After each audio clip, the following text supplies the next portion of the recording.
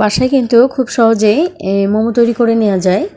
একদম রেস্টুরেন্টের চাইতেও কিন্তু খুব সুন্দরভাবে তৈরি করা যায়। তো আজকে আমি বাসাতে মোমো তৈরি করে নিয়েছিলাম মেয়ের আবদারে। আসসালামু আলাইকুম। তো এই মোমো রেসিপিটা তৈরি করেছিলাম কিভাবে, আসুন একটু দেখে নেওয়া যাক। তো মোমো তৈরি করার জন্য এখানে আমি চিকেনের যে বুকের মাংসটা থাকে সেটা নিয়েছি। তো এটাকে আমি ছোট ছোট করে কেটে নিয়েছি, নিয়ে একটা জারে আমি এটা মিক্স করে নিয়েছি। ব্লেন্ডারে জারে মিক্স করে নেওয়ার পরে আমি এগুলো কিমাগুলো একটা বাটিতে নিয়ে নিয়েছি। এখানে আমি কিছুটা মশলা অ্যাড করে দিব। তো এখানে আমি পেঁয়াজ কুচি দিয়েছি, পেঁয়াজের পাতা দিয়েছি, গাজর কুচিও দিয়েছি, ধনিয়া পাতা কুচি দিয়েছি, আদা কুচি দিয়েছি, রসুন কুচি দিয়েছি, দিয়ে সবগুলো একসাথে একটু মিক্স করে নিব।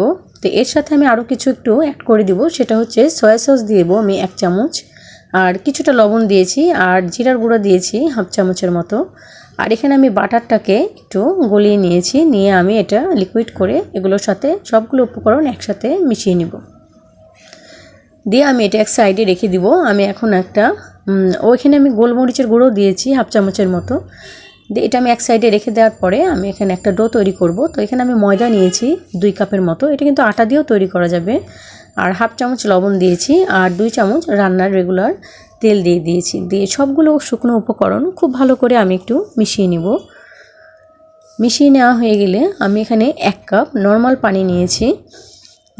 একটু একটু করে আমি একটা ডো তৈরি করে নিব, পুরোটা একবারে দিব না, যতটুকু দরকার আমি ততটুকু এখানে দিয়েছি। আর কিছুটা আমার পানি থেকেও গেছে, 1 কাপ পুরো পানিও লাগেনি 2 কাপ ময়দার জন্য। দিয়ে এক সাইডে এটা আমি রেস্টে রেখে দিব 15 থেকে 20 মিনিটের জন্য। আর এখানে আমি একটা গার্লিক অয়েল তৈরি করে নিব। তো সেই জন্য এখানে আমি রান্নার রেগুলার তেলের মধ্যে আমি কিছুটা রসুন কুচি দিয়ে দিয়েছি। যে কিছুটা লাল হয়ে আসা পর্যন্ত আমি অপেক্ষা করব। যখন লাল হয়ে আসবে তখন আমি আলাদা করে তেলটা ছেঁকে নিব। আর এখানে আমি একটা কাপে 1 চামচের মতো চিলি ফ্লেক্স দিয়েছি, 1 চামচ মরিচের গুঁড়ো দিয়েছি, আর 1 চামচ সাদা তিল দিয়েছি। আর যে তেলটা আমি রসুন থেকে বার করে নিয়েছিলাম সেটা আমি দিয়ে দিলাম।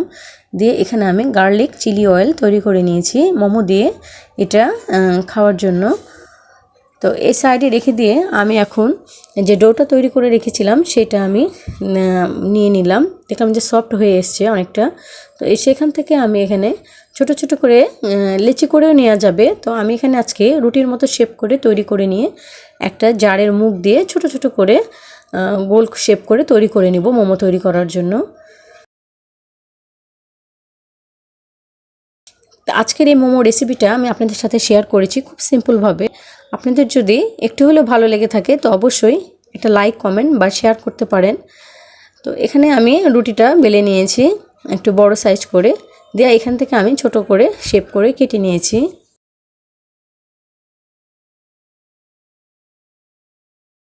এভাবে আমি সবগুলোই তৈরি করে নিয়েছি আগে, দিয়ে তারপরে আমি এখন মোমো তৈরি করে নিব। তো একটা করে নিব আমি এখানে। আর যে পুরটা তৈরি করে রেখে দিয়েছিলাম সেই পুরটা দিয়ে বিভিন্ন শেপে এক একটা তৈরি করে নিব। আমি কিন্তু এই মোমোর শেপটা খুব ভালো দিতে পারিনি। তো আপনারা যেটা যেভাবেই দিবেন এটা কিন্তু দেখতে খারাপ লাগে না, দেখতে ভালোই লাগে। এভাবে আমি ভিন্ন ভিন্ন কয়েকটা শেপে তৈরি করে নিয়েছি। কেমন হয়েছে জানি না।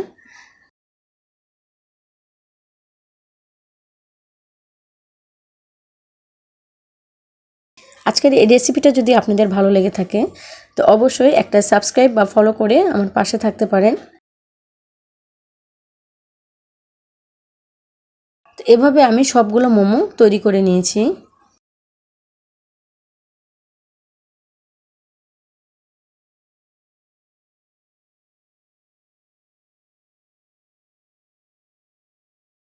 তো তৈরি করা হয়ে গেলে আমার কাছে কিন্তু যে সবগুলো কিন্তু এক একটা শেপে তৈরি করেছি, আমার কাছে কিন্তু স্টিম যে করব সেই পাত্রটা নেই। তো সেই জন্য আমি এখানে একটা ফ্রাই প্যানে পানি নিয়েছি, পানিটা ফুটিয়ে নিয়েছি, দিয়ে একটা ছাঁকনির সাহায্যে ছাঁকনিটাকে আমি কিছুটা তেল ব্রাশ করে দিয়েছি।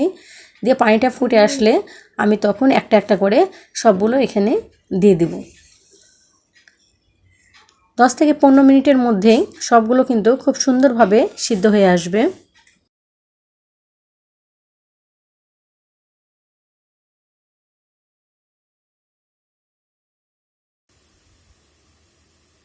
আমি এটা ঢাকা দিয়ে রেখে দিয়েছিলাম এই 10 থেকে 15 মিনিটের মতো। ঢাকনা খুলে দেখলাম যে হ্যাঁ, মোমোগুলো সত্যি খুব সুন্দরভাবে সিদ্ধ হয়ে এসেছে। তো আমি এখন সবগুলো তুলে নিলাম একটা প্লেটে।